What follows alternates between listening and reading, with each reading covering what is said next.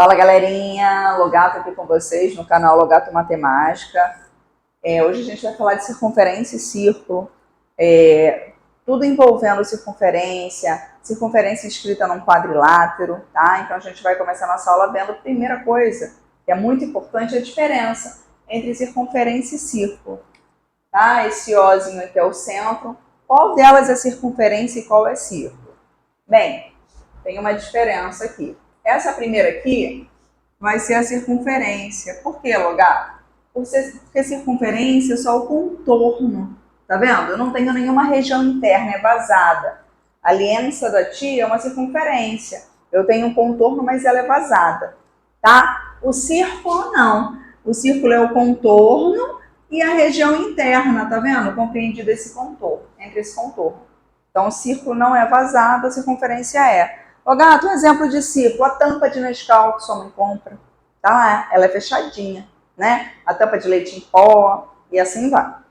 Então a gente conseguiu ver a diferença. Então vamos ver agora alguns elementos da circunferência, tá? Vamos nomear aqui alguns elementos, ó. Quais são os elementos? Numa circunferência, tá? De centro O, deixa eu fazer algumas coisas aqui.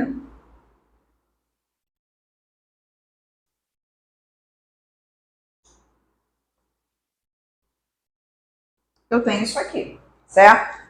E aí, se eu perguntar para vocês assim, galerinha, qual é o nome desse segmento de reta OA? Tá vendo? Qual é o nome do BC? Eles têm um nome. Do DE. Então, olha só, gente. Primeira coisa, uma circunferência, a distância que vai do centro até qualquer extremidade dela é chamada de raio. O raio a gente representa pela letra R, tá? Então, aqui é o centro O. Como eu estou indo até uma extremidade da minha circunferência, isso aqui é o raio. Então, o OA se chama raio. O BC, Logato, ele vai da extremidade, vai até o centro e depois vai de novo do centro até a outra extremidade. Então, eu tenho, na verdade, dois raios, não é isso? Esse pedacinho é um raio, esse outro pedaço é o outro. Quando eu tenho dois raios ali, ou seja, quando eu tenho um segmento de reta que vai de uma extremidade da circunferência até a outra, passando pelo centro, o nome disso aqui é diâmetro. Tá? O DE aqui, ó, ele é um segmento de reta que ele vai de uma ponta até a outra, de uma extremidade até a outra da circunferência, mas notem que ele não passa pelo centro. Então, quando ele não passa pelo centro, ele é corda, tá? Então, a gente já consegue ver essas diferenças aqui. E uma coisa muito importante, que eu vou botar aqui um OBS, ó, você tem que se ligar, que eu já mostrei ali, que o diâmetro, ele é o dobro do raio. E aí eu vou fazer uma dica rápida, uma brincadeira para você não esquecer. Contem comigo quantas letras tem a palavra diâmetro, ó. 1, 2, 3, 4, 5, 6, 7, 8. Olha a palavra raio. 1, 2, 3, 4. 8 não é o dobro de 4, galera? Poxa, então ficou fácil de eu lembrar que o diâmetro é o dobro do raio. Basta eu ler as duas palavras e acabou. Não tem que decorar nada. Tá? Então agora, deixa eu só pegar o apagador aqui para apagar. Ah, não, dá para fazer aqui desse lado. Não vou apagar ainda não. Ó, dá para a gente falar agora de algumas fórmulas que são importantes. Que é o comprimento de uma circunferência. Logato, o que é o comprimento de uma circunferência? É o perímetro dela. Mas perímetro não é a soma de todos os lados, a circunferência é curva, por isso que a gente chama de comprimento, que seria o tamanho desse contorno aqui da circunferência. Então, o comprimento dela, que é representado pela letra C, tá? Ele é igual a 2 vezes o π vezes o raio, ou o comprimento é igual ao diâmetro vezes π. Por quê? Porque 2 vezes o raio não é o diâmetro, então pode ser uma ou outra. O que eu tenho que me ligar, galera? Quando eu vou fazer essas continhas aqui, eu tenho que saber que o π, ele vale aproximadamente 3,14, tá? O π é um número infinito, ele é uma dízima não periódica, tá? Então, por isso que a gente fala que ele é aproximadamente. Alguns concursos, não são todos, eles falam assim, ó, use π igual a 3 ou π igual a 3,1. Quando ele fala essas coisas, aí você já não vai usar ele como 3,14, porque o concurso ou a prova, eles pediram para que você usasse esse determinado valor. Eles arredondaram mais para facilitar a sua vida. Mas quando ele não falar isso, você é obrigado a usar como 3,14, certo? E área, Logato? A fórmula da área do círculo, que é aquela região interna ali que a tia pintou de verde, né? A área do círculo é igual a π vezes o raio ao quadrado. De novo, o π valendo aproximadamente 3,14. Tá legal? Então isso eu tenho que saber? Sim, isso é muito importante. Eu vou dar uma apagadinha aqui no quadro para a gente continuar, tá? Então vamos lá, galerinha. Agora a gente vai falar da posição relativa entre reta e circunferência, né? A gente tem a primeira posição, que é reta secante à circunferência. Quando uma reta for secante à circunferência, ela vai encostar em 2 pontos da circunferência, ó.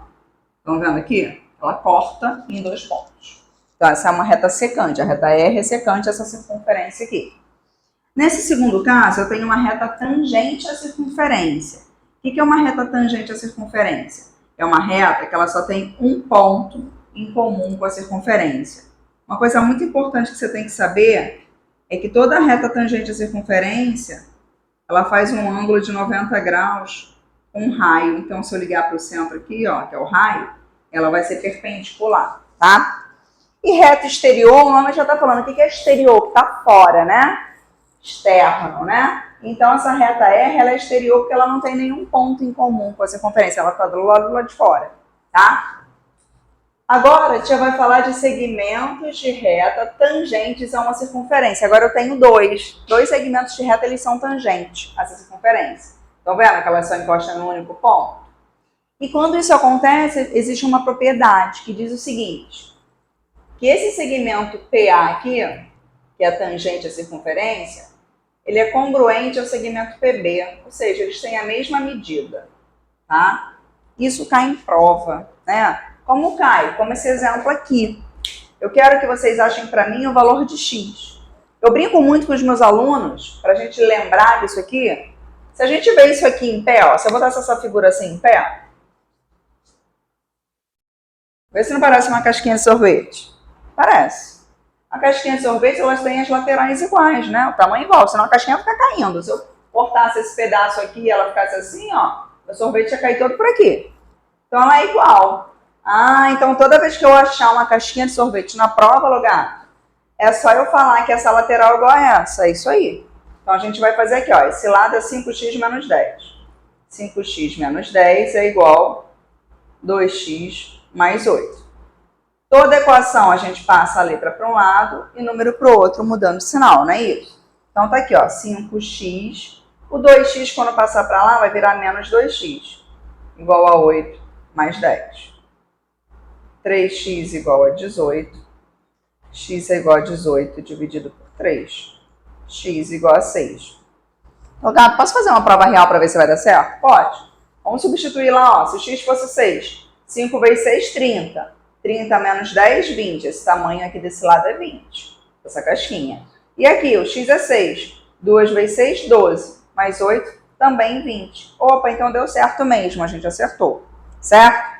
Agora, eu vou apagar aqui e eu vou falar do teorema de Pilote. O que é o teorema de Pilote? Ele fala de um teorema quando eu tenho uma circunferência inscrita. O que é inscrita? Que ela está dentro de um quadrilátero, tá? E eu brinco muito para a gente não decorar a fórmula como sempre, né? Porque o teorema de Pilote, ele era muito católico. Ele fala assim, ó, nome do Pai, do Filho e do Espírito Santo. Você vai ver que você não vai decorar a fórmula também, hein?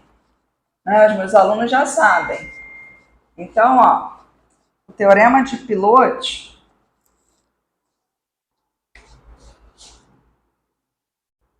Teorema de Pilote, ele fala o seguinte, ó. Eu tenho um quadrilátero aqui, tá? Eu tenho uma circunferência inscrita nesse quadrilátero. Vou botar os vértices aqui.